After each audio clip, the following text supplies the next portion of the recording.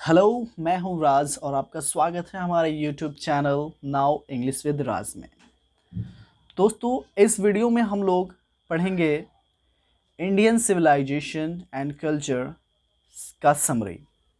तो बहुत ही इजी वे में आप समझ पाएंगे इंडियन सिविलाइजेशन एंड कल्चर का summary.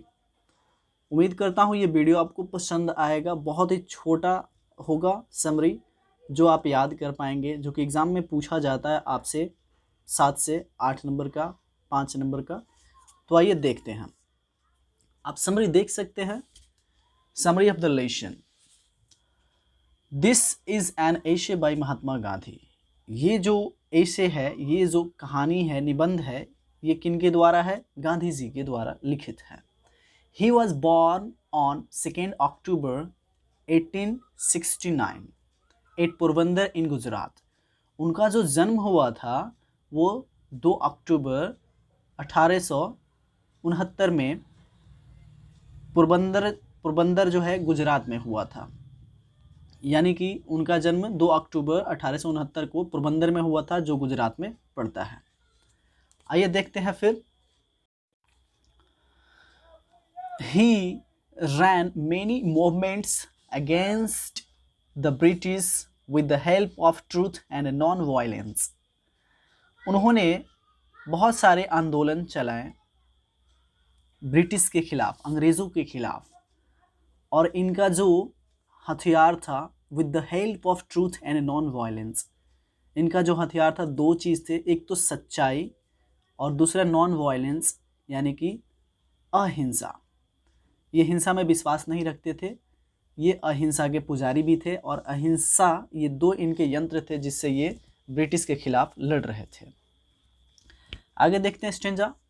My experiments with the truth is the autobiography of Mahatma Gandhi. देखिए, इसमें जो my experiment with the truth, ये जो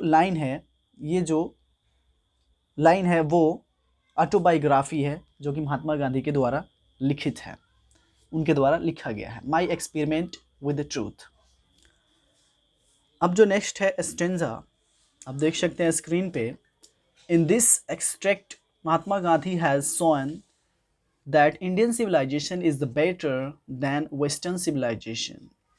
इस एक्सट्रैक्ट में, इस कहानी में, ये जो स्टोरी है, इसमें महात्मा गांधी ने दिखाया है, क्या दिखाया है? That Indian civilisation is better than western civilisation. यानी कि जो इंडियन सभ्यता है, भारतीय सभ्यता है, वो कहीं बेहतर है वेस्टर्न यानी पश्चिमी सभ्यता से। आगे बढ़ते हैं। He says that our civilisation can not be beaten in the world because we are following the path that our ancestor made for us. वो कहते हैं कि जो हमारा सभ्यता है, जो हमारा सिविलाइजेशन है, जो भारतीय सभ्यता है, इसको कहीं हराया नहीं जा सकता है, ये हार नहीं सकता है वर्ल्ड में, विश्व में कहीं भी हार नहीं सकता है, क्योंकि because we are following the path that our ancestors made for us. क्योंकि जो हमारे पूर्वज हैं उन्हीं के पाथ पे, यानी कि उनके बनाए हुए रास्ते पे हम लोग चल रहे हैं। तो अब नेक्स्ट स्टेंजा देखते हैं हम।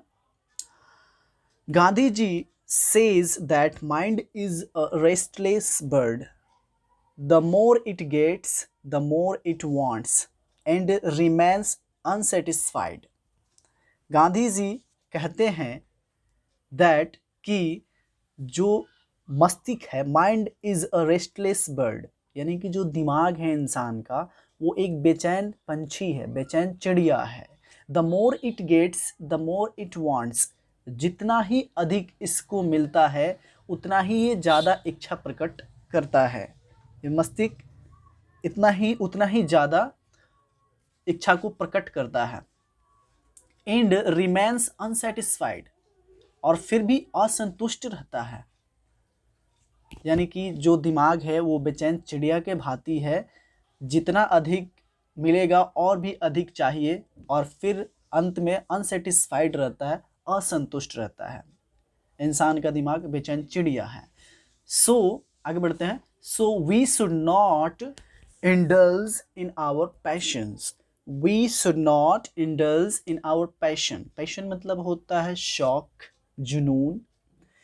इसलिए we should not indulge in our passion. इसलिए हमें अपने पैशन में घुलना नहीं चाहिए, मिलना नहीं चाहिए, ज़्यादा पैशन को बढ़ाना नहीं चाहिए। आइए आगे देखते हैं फिर। तो आप देख सकते हैं next stanza, Gandhi ji forbids us to live. Forbids मतलब होता है माना करना। तो देखिए गांधी जी क्या कहते हैं, Gandhi ji forbid us to live in cities. Gandhi ji हमें रोकते हैं, मना करते हैं सिटी में रहने से, शहरों में रहने से, because there would be gangs of thieves and robbers who loot us. Gandhi ji शहरों में रहने से मना करते हैं बिकॉज क्योंकि there would be gangs of thieves and robbers who loot us. Gangs मतलब होता है एक गैंग, एक समूह खराब लोगों का। थीव्स मतलब हुआ चोर। रॉबर्स मतलब होता है जो रॉबरी करते हैं, जैसे डाकू। तो देखिए there would be gangs of thieves and robbers who loot us, यानी कि वहाँ पे गैंग होते हैं थीव्स चोरों का और चोर लुटेरे का और डाकुओं का, जो हमें लूट लेते हैं। यानी कि शहर में चोर का गैंग होता है, चोरों का और डाकुओं का, जो हमें लूटते हैं। आइए आगे बढ़ते हैं। तो ये नेक्स्ट एक्सटेंजा देखते हैं। ही परसुएड्स मतलब होता है समझाना, बताना। He persuades us that we should not adopt का मतलब होता है अपनाना। He persuades us that we should not adopt Western civilization. वो हम लोगों को समझाते हैं, बताते हैं कि हमें वेस्टर्न सिविलाइजेशन यानी कि पश्चिमी सभ्यता को अपनाना नहीं चाहिए। बिकॉज क्योंकि modern civilisation is the worship of the materials that make us lazy. क्योंकि जो आधुनिक सभ्यता है वह इंसानों को लेजी यानी कि आलसी बना देता है। इसीलिए गांधी जी कहते हैं कि हमें पश्चिमी सभ्यता को नहीं अपनाना चाहिए, क्योंकि पश्चिमी सभ्यता अपनाने से इंसान लेजी हो जाएगा, यानी कि आधुनिक मशीनों पर निर्भर हो जाएगा और खुद से काम नहीं करेगा। तो इंसान एक प्रकार से लेजी हो जाएगा और आलसी होने के कारण वो जल्दी बिखरता हुआ नज़र आएगा। आगे देखते हैं। तो आप देख सकते हैं next stanza, at last he says that, और अंत में वो कहते हैं, मतलब गांधी जी कहते हैं दैट कि he is not a hater of the west. वह पश्चिमी यानी कि पश्चिमी सभ्यता, पश्चिमी देशों का हैटर नहीं है, मतलब विरोध करने वाले। हैट मतलब नफरत करने वाले नहीं हैं।